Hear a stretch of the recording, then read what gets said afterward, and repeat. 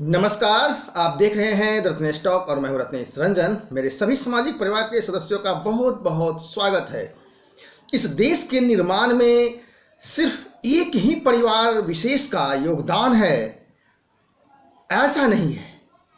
और अब वक्त आ गया है कि वीर सावरकर जैसे महान देशभक्त को भी भारत रत्न जैसा सम्मान मिलना चाहिए, जिसके वो वाकई में हकदार हैं। आज चूंकि वीर सावरकर जी का पुण्यतिथि है, तो मेरा सत सत नमन है। इसी पुण्यतिथि विशेष पर मैं कुछ मुद्दे रख रहा हूं आपके सामने, जो विशेषकर जो भीम और मीम का जो नारा देते हैं, उनको यह वीडियो देखना चाहिए और उनको ये आईना दिखाएगा यह वीडियो कि किस तरह से आम जनता के साथ छल प्रपंच यह जय भीम जय मीम का जो नारा है किया गया है। क्या आप जानते हैं, भारत यदि आज दुनिया का सबसे बड़ा सैन्य शक्ति है, तो इसके पीछे वीर सावरकर की दूरदर्शिता है। सावरकर की बहुत बड़ा योगदान रहा है। कैसे, यह भी मैं बताऊंगा आपको इस वीडियो में। आज के तारीख में दुनिया की दूसरी बड़ी सैन्य शक्ति सिर्फ सावरकर की सोच की वजह से हुआ है। इसमें भी कोई दो राय नहीं है और दो राय नहीं होना चाहिए। आपके ये सारे शक दूर हो जाएंगे यदि आप ये वीडियो अंत तक देखेंगे।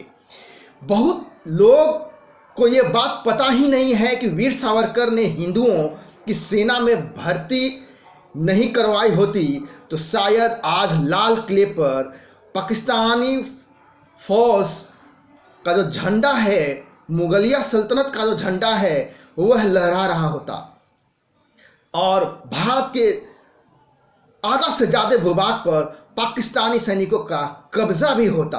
यह भी आपको पता चलेगा इस वीडियो में। और यह भी संभव था कि लाल किले पर जो आज आपको भारतीय तिरंगा दिख रहा है शान शौकत से, वह आपको नहीं दिखता यदि वीर सावरकर की दूरदर्शिता नहीं होती। यदि आपको लग रहा है कि मैं ये सभी बातें यूं ही हवा हवाई कर रहा हूं, तो मैं अपने देखने वालों को बता दूं कि आज मैं पूरे तथ्य तर्क और प्रमाणों के साथ वीर सावरकर के इस योगदान के बारे में मैं आपको बताने जा रहा हूं।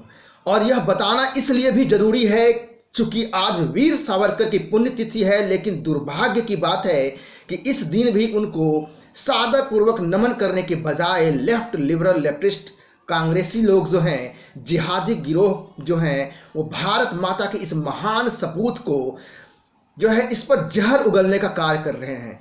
कई बार ये लोग अपने इस मंसूबे में कामयाब हो जाते हैं, ये लेफ्ट लिबरल गिरोह, क्योंकि हमें आपको हम सबको ये बात बताया ही नहीं गया है और हमने कभी मालूम करने की कोशिश ही नहीं करी है सावरकर ने आने वाले पीढ़ियों के लिए क्या योगदान कर दिया है उन्होंने।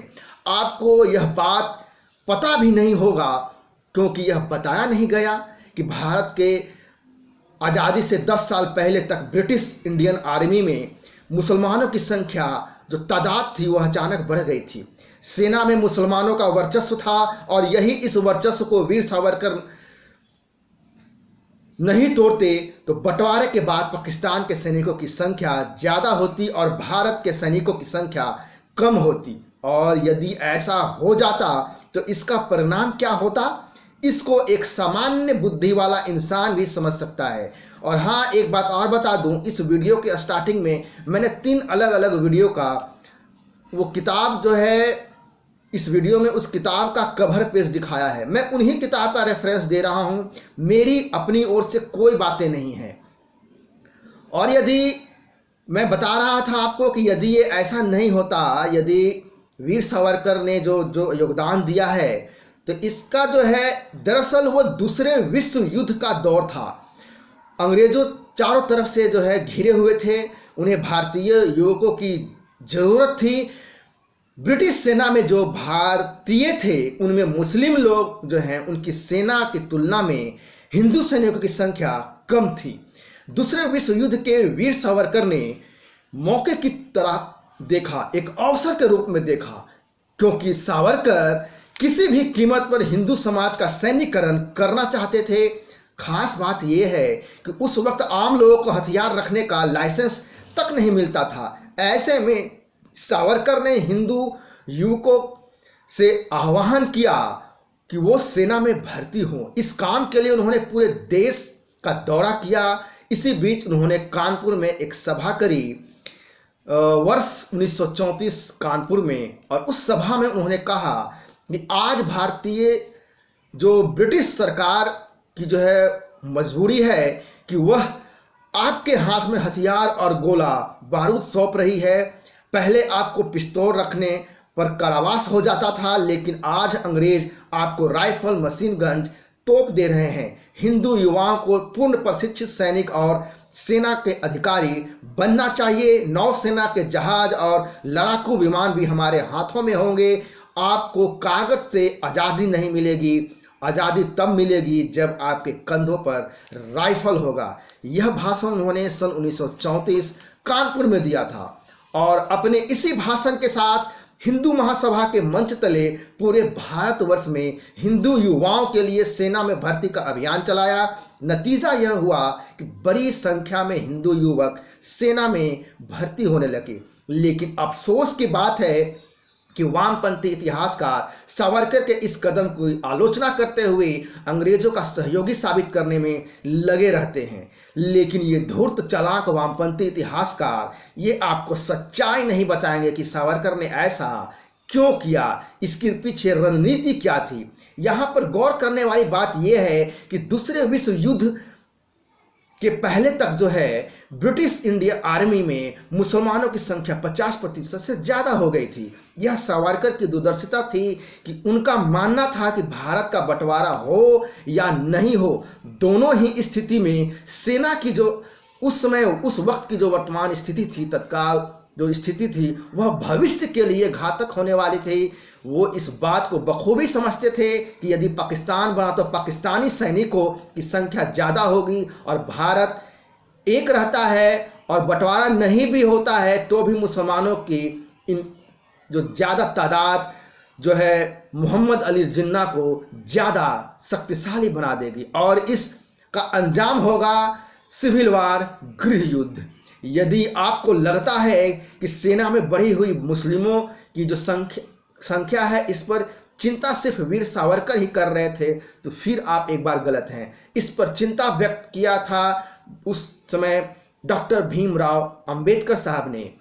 डॉक्टर भीमराव अंबेडकर भी इस परेशानी और चिंता को जाहिर कर चुके थे अपनी किताब पाकिस्तान अथवा भारत का विभाजन, जो कि मैंने आपको इस वीडियो के स्टार्टिंग में उस किताब का कवर पेज दिखाया। इस किताब के पेज नंबर 104 पर लिखते हैं कि जिसे आज के तारीख में जय भीम जय मीम का नारा लगाने वाले जरा ध्यान से सुने।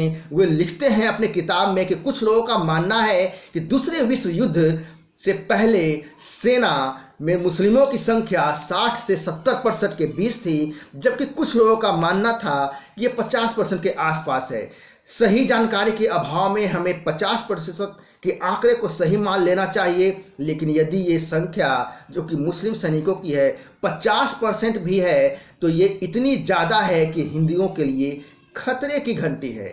तो सुना आपने, ये बात वो पुस्तक में लिख रहे हैं, और जिनके पास ये पुस्तक है वो एक बार ज़रा पढ़ें। ऐसा लगता है कि हिंदू इस बात को अच्छी तरह समझते ही नहीं हैं। वो अंबेडकर जी के ये शब्द हैं जो कि वो आगे बोल रहे हैं। सेना से अलग रखे जाने की वजह से हिंदू अपनी रक्षा में कितनी खतरनाक हानिकारक स्थिति में है। इसके आगे वो कहते हैं कि सेना में मुसलमानों के अनुपात को कम किया जा सकता है, और जो लोग इस दिशा में कोशिश कर रहे हैं उन्हें ये कोशिश करने देना चाहिए। अंबेडकर जी जो हैं शंका जाहिर करते हुए कहते हैं आगे कि क्या अफगानिस्तान के रास्ते जो है आक्रमण के समय हिंदू लोग ऐसी मुस्लिम बहुल सेना पर निर्भर रह सकते हैं क्या? केवल कांग्रेस के नेता इस प्रश्न का उत्तर हाँ में देंगे, लेकिन यथार्थवादी लोग उत्तर देने से पहले जरूर सोचेंगे, क्योंकि वो जानते हैं कि मुसलमान हिंदुओं को काफिर समझते हैं, जिनकी रक्षा करने के बजाय उनका सफाया कर देंगे। तो आपने देखा अंबेडकर जी भी काफिर शब्द को लेकर के चिंतित थे, और काफिर किसको संबोधित किया जाता था वो इस बात को बखूबी अंबेडकर साहब भी समझते थे, जिसका जिक्र उन्होंने पुस्तक में किया। अब आप गौर करें, अंबेडकर ने 4 बातें कही। पहला, मुस्लिमों की संख्या जो है ब्रिटिश सेना में बढ़ रही है। दूसरा, इससे हिंदुओं की रक्षा पे संकट है। तीसरा, यदि अफगानिस्तान के रास्ते मुस्लिम कोई आक्रमण करता है तो क्या इन मुस्लिम सैनिकों पर निर्भर रहा जा सकता है क्या। चौथी चिंता जाहिर करी अंबेडकर साहब ने कि सेना में मुसलमानों की संख्या को कम करनी चाहिए। इस तरह की बातें वो सिर्फ किताबें में ही नहीं बल्कि अपने भाषणों में भी करते थे।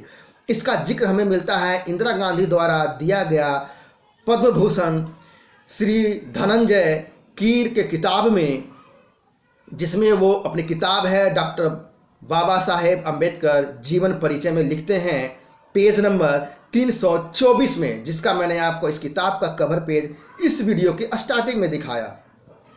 उन्होंने कहा 1942 में कि मुंबई के बाघले हॉल में दिया था यह भाषण। वो अपने भाषण में कहते हैं कि यह कहना गलत है कि इतिहास को भूल जाओ। जो इतिहास को भूलते हैं वो इतिहास का निर्माण नहीं कर सकते।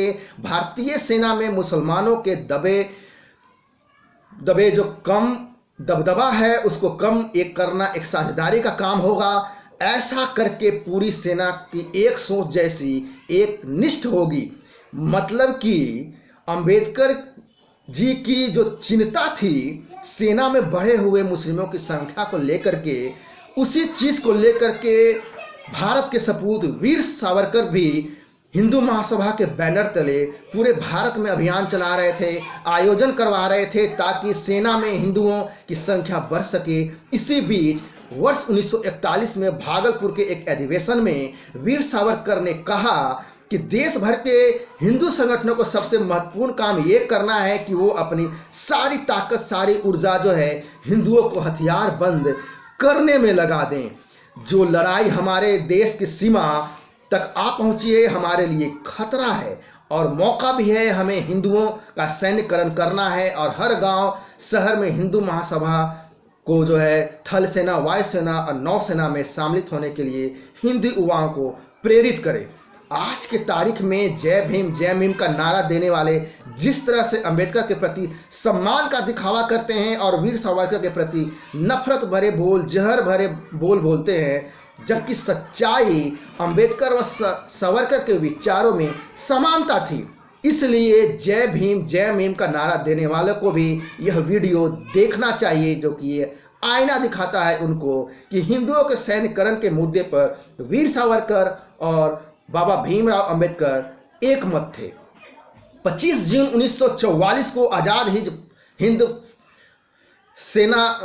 हिंद रेडियो से नेताजी कहा उन्होंने कि जब राजनैतिक दूरदर्शिता की कमी के कारण कांग्रेस पार्टी के नेता आज़ाद हिंद फौज के जवानों को भारे का सिपाही कहकर ताना मार रहा है, वैसे समय में ये जानकर बहुत खुशी होती है कि मिस्टर सावरकर पूरे साहस के साथ भारत के युवाओं को फौज में शामिल करने के लिए लगातार भेज रहे हैं। ये युवा सैनिक आज हमारी आज़ाद हिंद फौज की ताकत बन चुके हैं। एक बात और बता दूं, मैं 8 नवंबर 1945 को एक इंटरव्यू में जिन्ना ने कहा था कि सैनिकों में जो है ज़्यादातर मुसलमान हैं। जाहिर है ऐसे में पाकिस्तान बनता है तो किसी भी मजबूत देश की तरह अपनी सुरक्षा करने में सक्षम होगा। और ये मैं बातें हवाई नहीं कर रहा हूँ, इसका जिक्र मिलता है।